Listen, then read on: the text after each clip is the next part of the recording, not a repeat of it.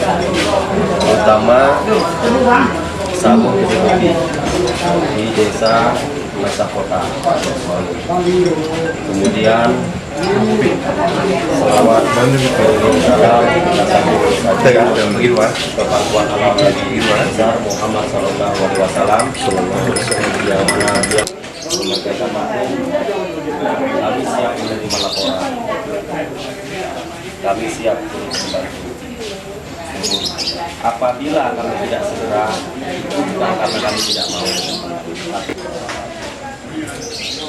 Kemudian kami kembalikan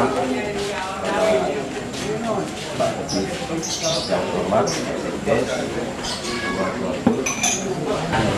Keluhan kami begini Pak, di sini tempatnya banyak sekali memang orang-orang yang masuk ke sini, iya, tapi tanpa izin karena ini Remaja Kota. iya, Bukan untuk tempat minum kopi ada kalau orang ini main-main, tapi ini yang keberatan kami kampung banyak kali orang masuk ke sini. Di sini tempat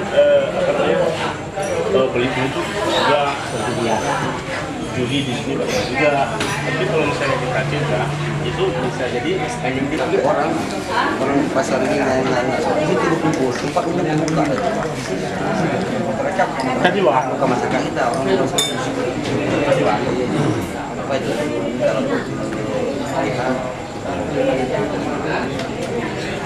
kita silakan sesi beban macam tadi apa misalkan kita nggak suka lihat dia jangan lari. Ini jangan ditanggapi.